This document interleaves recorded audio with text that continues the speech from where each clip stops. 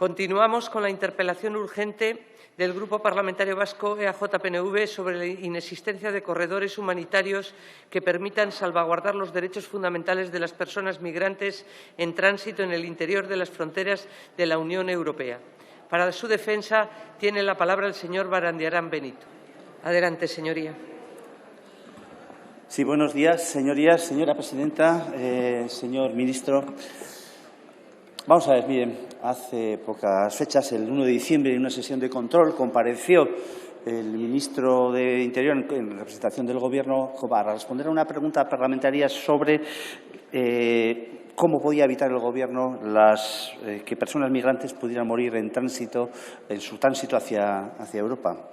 Aquella pregunta tenía como detonante, al igual que esta interpelación, que había el día 20 de noviembre apareció el cadáver de un hombre joven de 38 años, originario de Costa de Marfil, pero que, sin embargo, había accedido ya al Estado, puesto que tenía un certificado sanitario de elegido en Andalucía, ¿no? Y que se dirigía a otro destino europeo como un proyecto de vida, pero que tropezó en su camino con una frontera que, en principio, se supone que es inexistente, pero que, sin embargo, truncó su vida. Solo en el río Bidasoa son ya 3 personas las que han muerto a lo largo de este año y 7 en ambos lados de la frontera ficticia que existe y que divide a los vascos. Y en todos los casos se trataba de jóvenes que provenían de países africanos y que seguían en tránsito hacia un país europeo intentando superar barreras que se les imponen más con razones formales que con razones materiales, lo que les lleva a poner en riesgo su vida tanto cruzando un río, tanto cruzando un canal, tanto cruzando unas vallas de espinos o lo que sea. Pero que, en todo caso, están expuestos a unas determinadas políticas que ponen en peligro, truncan no solo su proyecto de vida, sino posiblemente la garantía de sus derechos fundamentales. En aquella respuesta el ministro, sin embargo, tuvo, lo tengo que reconocer, justificando de alguna manera desde su punto de vista de Interior que la aplicación de las medidas de limitación se amparaba en los artículos 25 a 27 del Acuerdo de Schengen, también tuvo unas palabras con las que me complacieron. Venía a decir que añadía que, siendo uno de los pilares fundamentales de la Unión Europea la libre circulación, textualmente, tenemos medidas necesarias y precisas para proteger las fronteras exteriores de la Unión Europea y garantizar la libre circulación. Pues bien, señor ministro, algo falla cuando, como sociedad donde los valores de la libertad, la solidaridad y la igualdad, y en el ámbito de la Unión Europea la libre circulación, deben inspirar esas actuaciones, y, sin embargo, son quienes tutelan y gobiernan esa acción pública quien, por acción u omisión, conducen a ciudadanos, y es igual que sean de países terceros, a poner en riesgo sus vidas de forma no solo innecesaria, sino posiblemente también hasta irregular. Porque entendemos que resulta inadmisible que, al amparo de excusas más o menos formales, pero que no son materiales a nuestro modo de ver, se admitan políticas sustentadas en la limitación de derechos fundamentales. Es inadmisible que cualquier acción basada en la discriminación por raza, color, origen o incluso religión sea interiorizada en cualquier institución pública o fuerza pública y, como decía el propio ministro de Interior, se apliquen cuando existen medidas alternativas respetuosas con dicho sistema de valores. Establecer controles internos en el ámbito interno de la Unión Europea no es simplemente una cuestión de justificación. Hace falta que existan razones materiales para que lo hagan.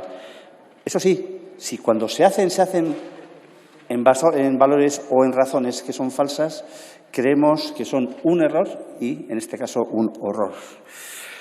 Un error porque nunca se podrán satisfacer las pretensiones de ideologías xenófobas y totalitarias con medidas que no solucionan ni impiden el movimiento de personas dispuestas a casi todo para buscar un futuro mejor.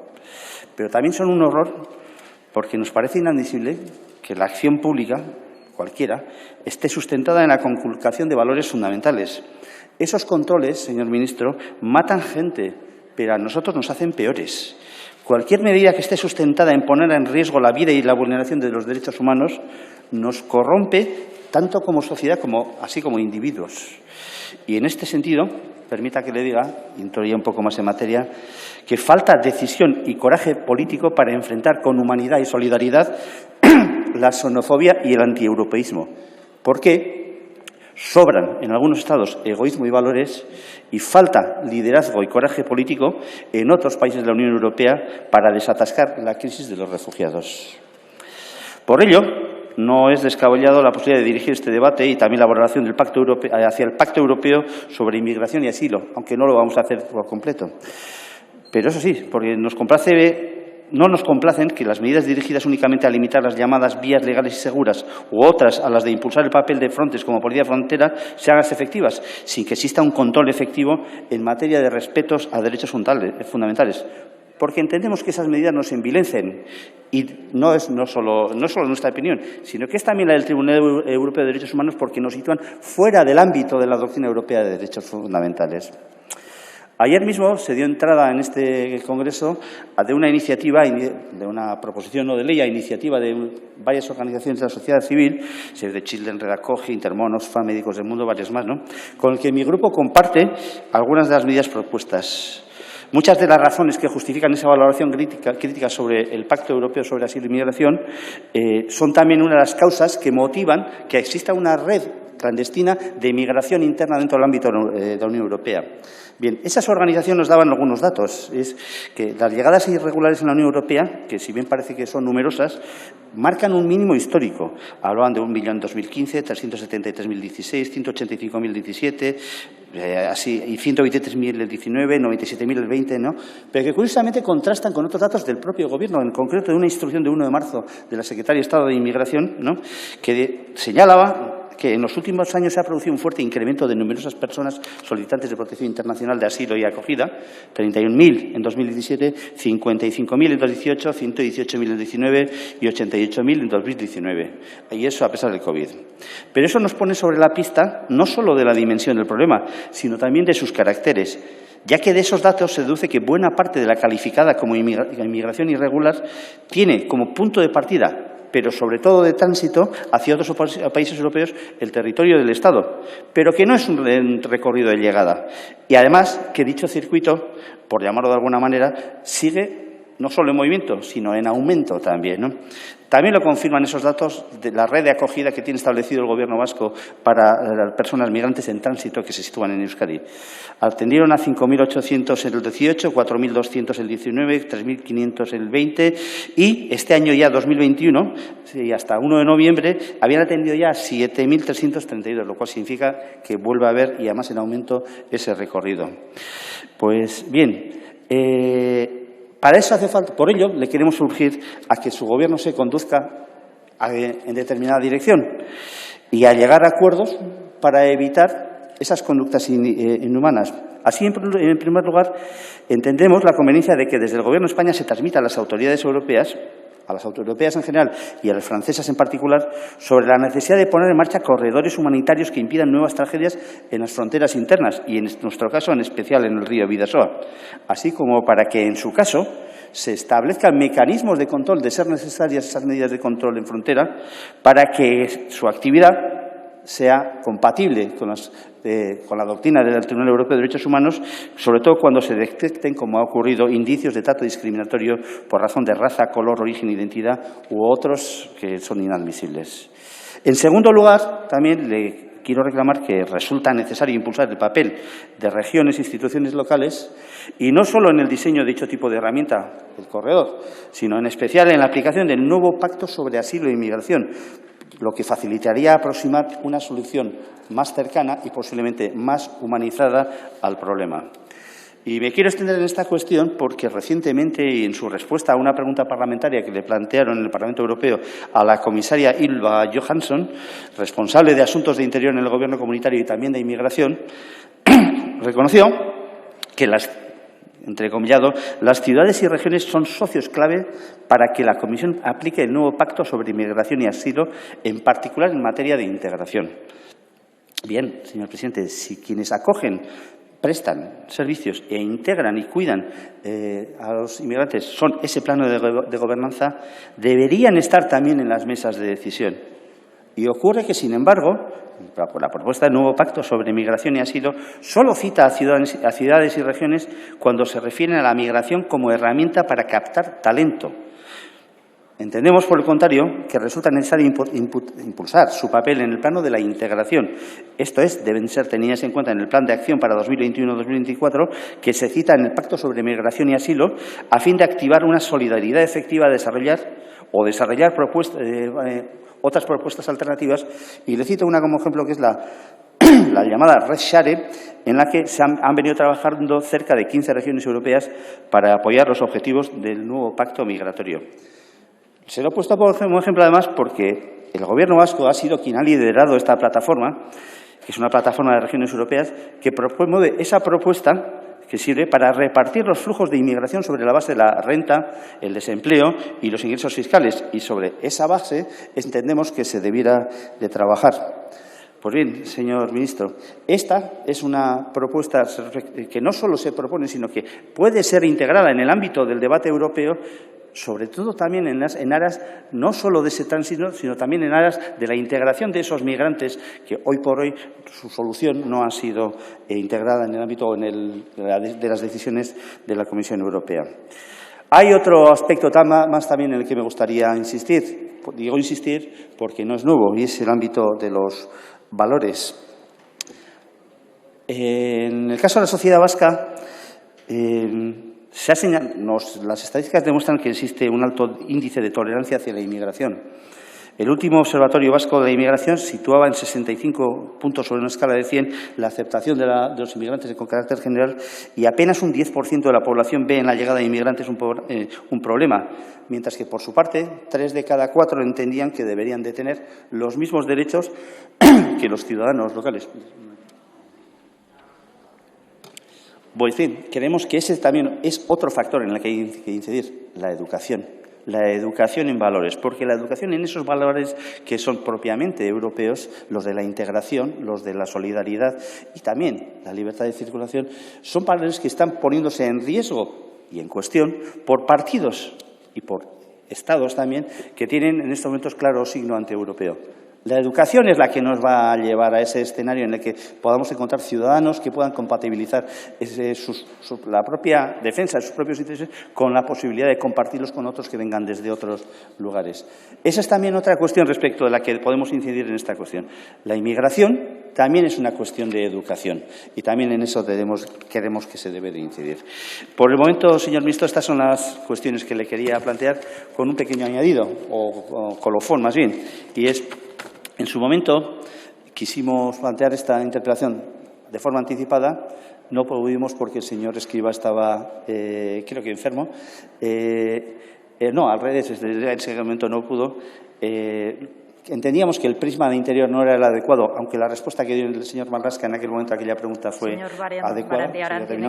Y en este caso, no obstante, creemos que, teniendo en cuenta el prisma europeo o el plano europeo, resulta acertada también planteárselo a usted. Eso sí, creemos que este es un problema multidisciplinar, poliédrico, y que debe de ser respondido en su conjunto por el Gobierno. Muchas gracias.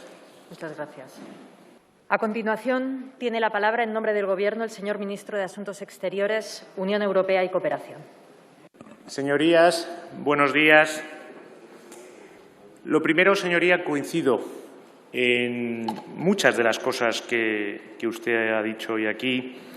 Efectivamente, este es un asunto muy complejo que escapa al departamento que dirijo y que tiene muchos niveles. El nivel multilateral de Naciones Unidas, Unión Europea, nuestras relaciones internacionales bilaterales, una parte interna también de gestión de los flujos migratorios y una parte educativa también. Lo abordaré, evidentemente, con el enfoque desde el Ministerio de Asuntos Exteriores, Unión Europea, evidentemente, y cooperación.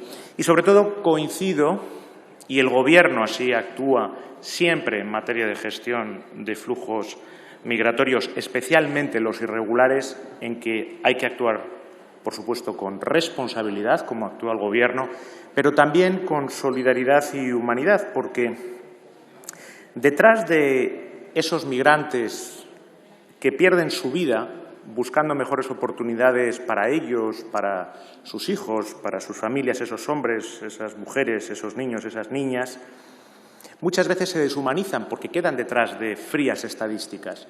Y hay historias de gente que ha visto su vida truncada precisamente buscando un nuevo horizonte. En su interpelación se centran sobre todo en los corredores humanitarios.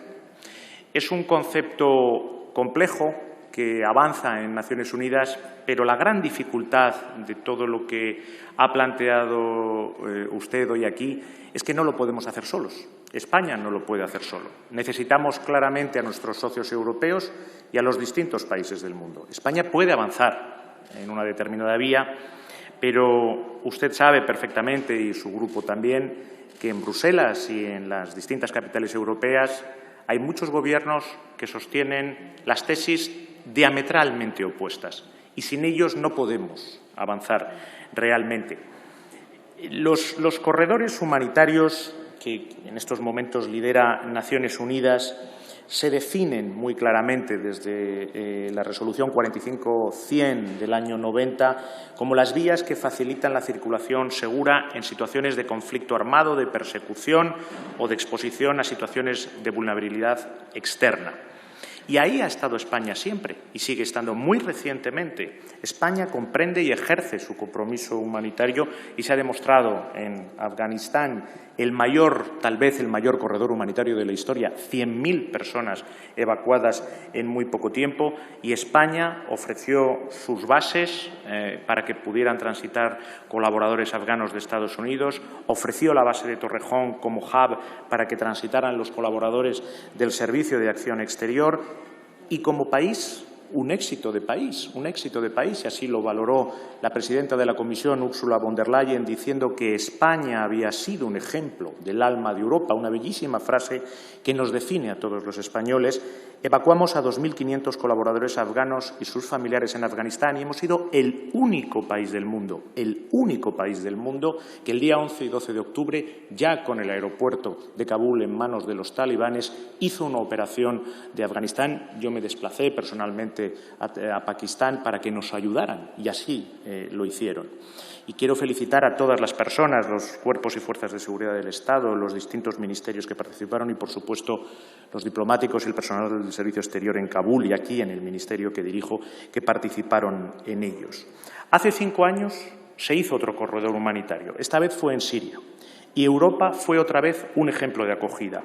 Europa sí, pero el Gobierno de España en aquel momento no. En aquel momento acogió a 18 sirios.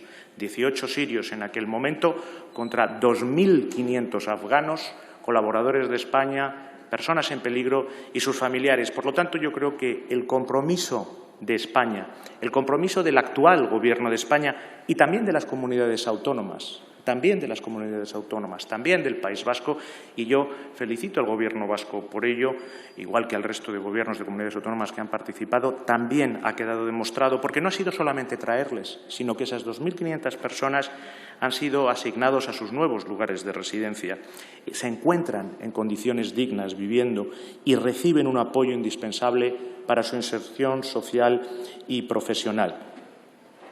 La protección de los refugiados y desplazados dentro y fuera de Europa es incuestionable para España. Nuestra acción humanitaria dirigida a refugiados, desplazados, menores, adultos, personas con discapacidad, mujeres en situaciones de vulnerabilidad, está clara. Nosotros hemos participado en el primer foro global sobre refugiados y también en el Comité Ejecutivo de ACNUR. Y si ve el último informe de indicadores del cumplimiento del Pacto Global de Refugiados, que se presentó el 14 y 15 de diciembre, ACNUR ha confirmado los avances tangibles que ha realizado España en esta materia con el actual Gobierno de España, del que yo soy parte. Pero si vamos al marco de la Unión Europea, donde nos encontramos con gobiernos, usted lo ha dicho y yo coincido, como le digo, coincido en la mayoría de las cosas que usted ha dicho. Y el Gobierno de España se esforzará en hacerlo avanzar.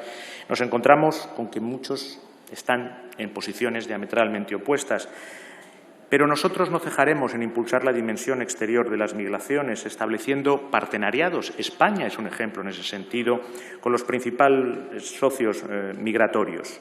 Y esto implica que con el resto de ministerios competentes hacemos avanzar el Pacto de Migración y Asilo propuesto por la Comisión Europea y analizamos en profundidad la reforma de Schengen. El concepto de corredor humanitario no tiene un encaje fácil en la Unión Europea y no existe en estos momentos una mayoría para llevarlo a cabo. Pero eso no quiere decir que nosotros no rechacemos tajantemente, y así lo planteamos tanto en Bruselas como en nuestras relaciones bilaterales, a aquellos que, escondiéndose detrás de los movimientos secundarios, quieren limitar y cercenar lo que es un logro, probablemente junto con el euro, el gran logro de la Unión Europea, que es el espacio Schengen, y sobre cuya integridad velaremos en todo momento y no permitiremos que de un logro que yo calificaría de irrenunciable, pueda haber una involución bajo distintos fenómenos, entre ellos un supuesto control de los movimientos secundarios.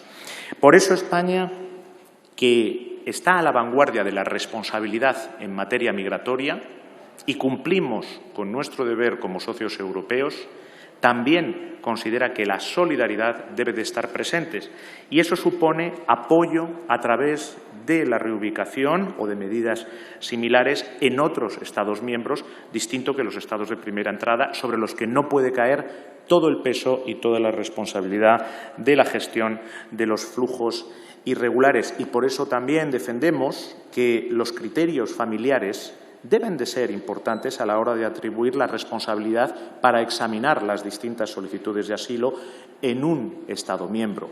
Muchas de las personas que llegan a Europa, lógicamente, no quieren quedarse en el Estado donde han llegado porque tienen familiares, contactos, vínculos en otros países, y lo normal es que sea el destino final también sobre el que repose.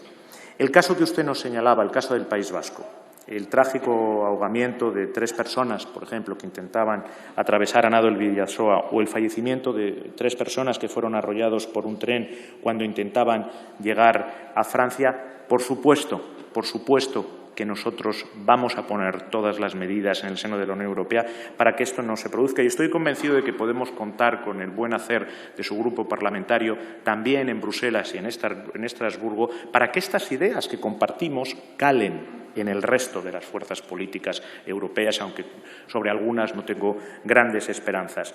España mantiene un enfoque integral en política migratoria, una clara responsabilidad frente a los flujos migratorios irregulares, pero también humanidad y solidaridad, porque hablamos de seres humanos, y seguiremos defendiendo un reparto justo de la carga migratoria y de los solicitantes de asilo. No puede ser que sean solo los Estados de primera entrada, como es el caso de España, los que deban gestionar este flujo migratorio irregular. Los migrantes no quieren venir a España, a Italia o Grecia, quieren venir a Europa. Y si por el problema, el desafío es europeo, la respuesta tiene que ser europea. Y por supuesto, con nuestro vecino francés planteamos este asunto. Yo lo he hecho en todas las reuniones que he mantenido con mi homólogo y se ha planteado en todas las reuniones. Muy recientemente, en la cumbre de Montauban, entre los 2 presidentes, el año pasado, donde, como sabe, una de las cosas a propuesta española, pero rápidamente aceptada por Francia, que se ha planteado es una estrategia de cooperación transfronteriza en la que la comunidad autónoma del País Vasco estará involucrada, como el resto de comunidades autónomas transfronterizas, para conseguir gestionar de la mejor forma posible todos estos fenómenos, incluido los asuntos migratorios. Y también ponemos sistemáticamente encima de la mesa la necesidad de reabrir todos los pasos fronterizos. Por eso se han pasado de 16 a 10. Y estamos trabajando en esta estrategia para que lleguen a ser ninguno. Porque España, en materia de fronteras europeas, en materia del espacio Schengen, defiende, y este Gobierno defenderá siempre, la libre circulación dentro del espacio Schengen, sin que pueda haber regresión y sin que pueda haber un paso atrás, el necesario respeto del carácter limitado, proporcional y de última ratio cuando se reintroducen controles en fronteras internas de la UE. Y sobre esto, señoría, yo he sido muy claro en muchas ocasiones, lo vuelvo a ser hoy aquí. Todos los protocolos Schengen establecen la posibilidad de reintroducir controles en frontera, pero por un tiempo limitado y por unos motivos determinados. Y es inaceptable que se puedan ir prorrogando y, por lo tanto, ir cercenando la integridad del espacio Schengen. Nuestra posición es clara. La posición de este Gobierno es muy clara. Es muy clara en materia internacional. Estamos a la vanguardia de los pactos migratorios de Naciones Unidas. Es muy clara en el seno de la Unión Europea. Estamos a la vanguardia de hacer avanzar el Pacto de Migración y Asilo, pero siempre dentro de esa premisa. Responsabilidad sí, pero solidaridad y humanidad también. Y estamos a la vanguardia en el diálogo con nuestros vecinos. Con Portugal tenemos ya una estrategia de cooperación transfronteriza y con Francia, en estos momentos, estamos ultimando esta también, para garantizar una política migratoria solidaria, responsable y centrada en las personas. Muchas gracias. Muchas gracias, señor ministro. Tiene la palabra el señor Barandiaran Benito. Sí, buenos días otra vez, señora presidenta, señorías, señor ministro. Me decía usted en su intervención, y es importante, dos cuestiones respecto a las que me gustaría incidir. Una, que el corredor no tiene un encaje fácil.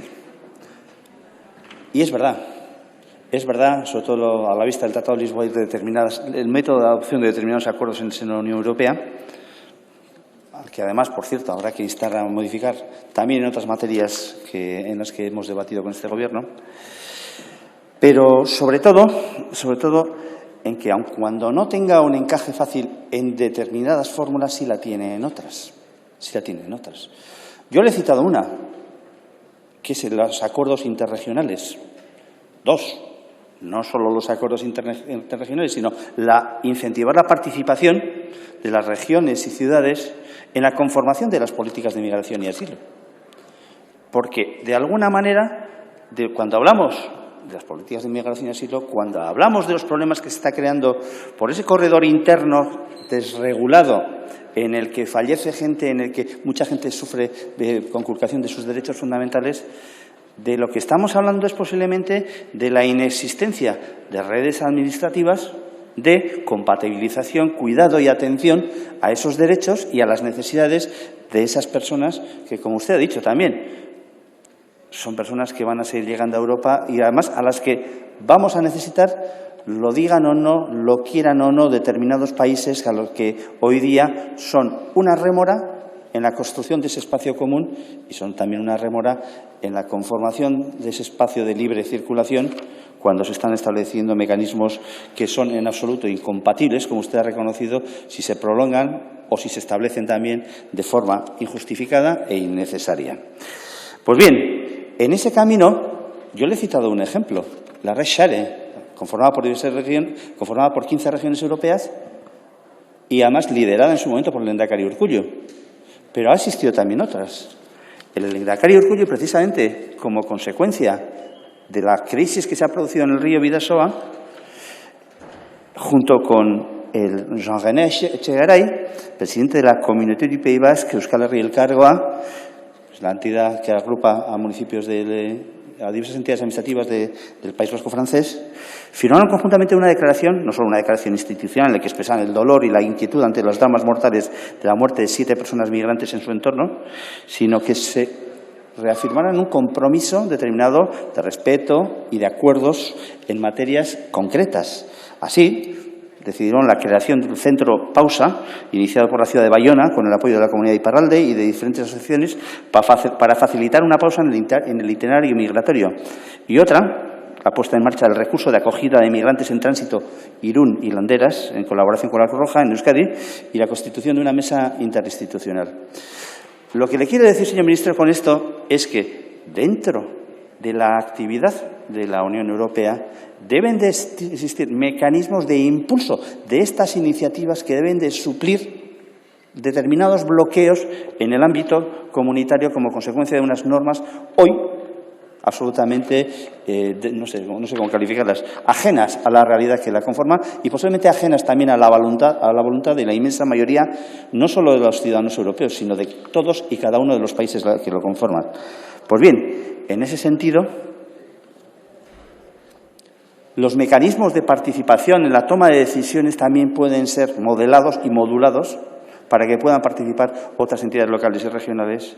Y la financiación de determinados fondos que hemos visto ahora, que además también tienen que ver con situaciones de extraordinaria y grave necesidad, también tienen que ver con la pandemia y con el deterioro de las condiciones en las que han estado, pueden y deben ser impulsadas desde la Unión Europea. Y ese es el camino que le estamos pidiendo al Gobierno de España que incentive.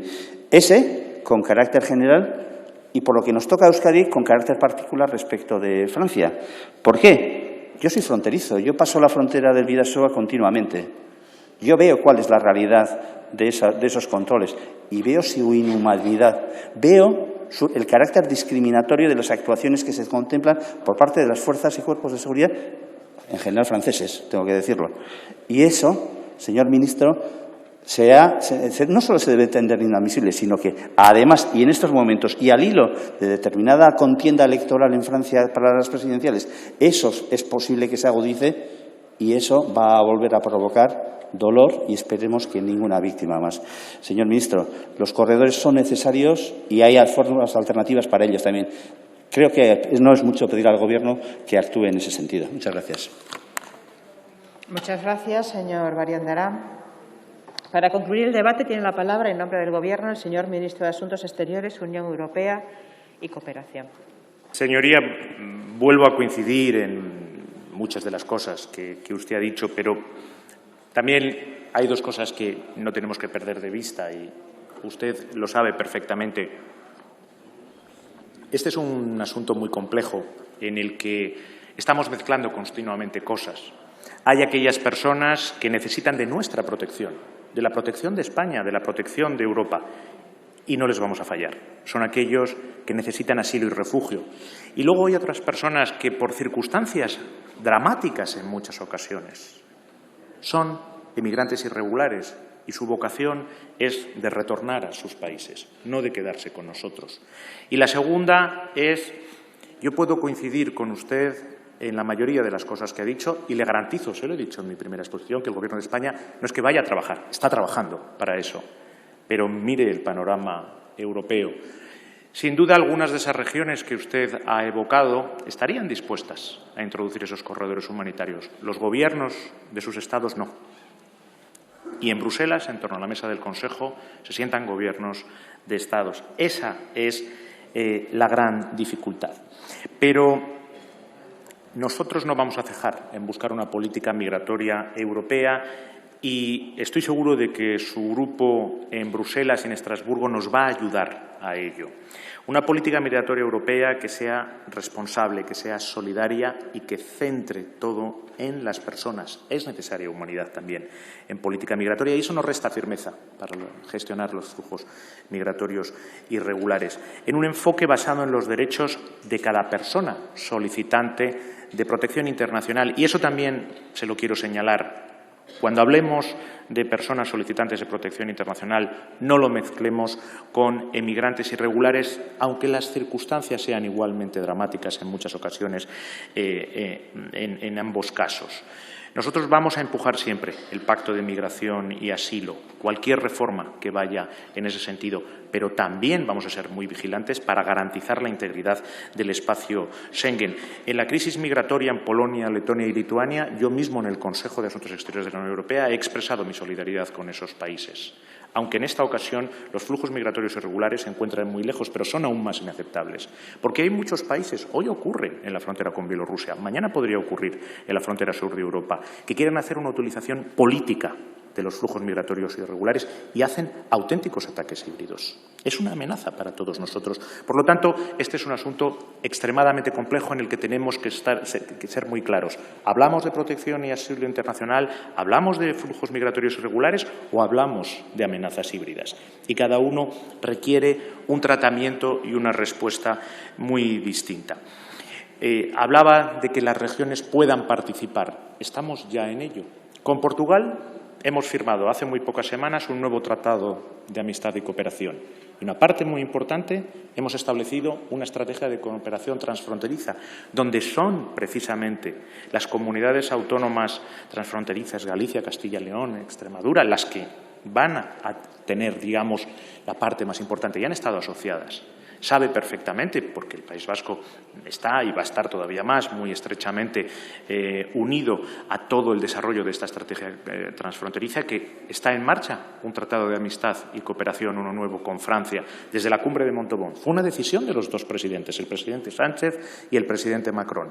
Y, al mismo tiempo, una decisión del presidente Sánchez y del presidente Macron conjuntamente fue esa estrategia de cooperación transfronteriza para muchos temas, pero pensando en personas como usted, exactamente en personas como usted, en aquellos para los que nada más normal que hacer una vida 30 kilómetros a un lado y 30 kilómetros a otro, por poner, digamos, un marco físico, geográfico, entre una frontera, para que la vida de esas personas no se vea con disrupciones por cosas como el COVID, por ejemplo.